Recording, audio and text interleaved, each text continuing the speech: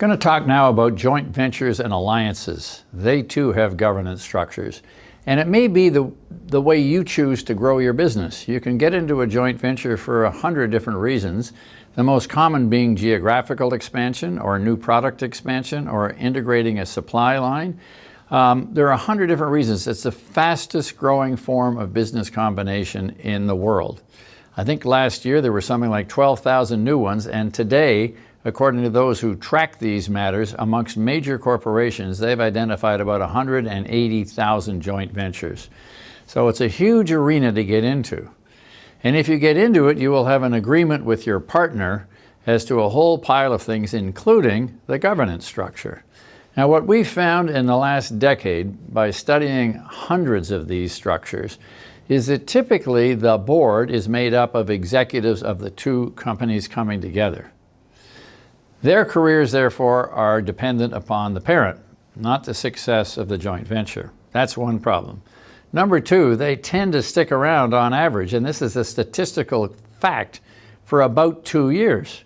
Well, on a publicly traded board, you hope your directors will stay around for 8, giving them enough time to know the business, know the people running it, know the other people around the boardroom table. So there's a huge churn at the director table in a joint venture. Second problem is that no one is minding the baby.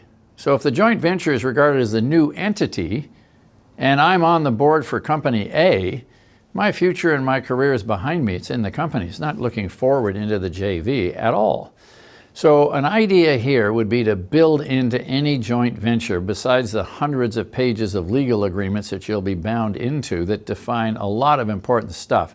Try to build in the thought that maybe 1, 2, or even 3 independent directors ought to be assigned to this board, because that will mean that somebody is actually looking at the joint venture as an entity, worrying about it as an entity, worrying about it as a company going forward. And in that instance, you've got to hope that somebody owns the baby and that it won't fall apart. It is hugely difficult to keep joint ventures together over time unless the people who initiated them are completely involved, and typically they're not. So joint ventures have a very high failure rate and a huge failure rate if there's no good governance, which there can't be when you're only applying uneducated directors from the operating companies who've never been on a board to a joint venture and they last 2 years. So it's absolutely vital that you create these venture structures so there's independent directors who own the baby and who look after the future of the corporation.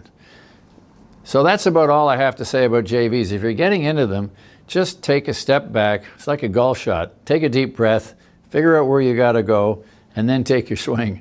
Don't rush into these things. They're hugely complicated. Their interpersonally can be a mess. And if you own less than half, you're just a passenger on the bus. So you're going to be driven wherever the other controlling shareholder takes you.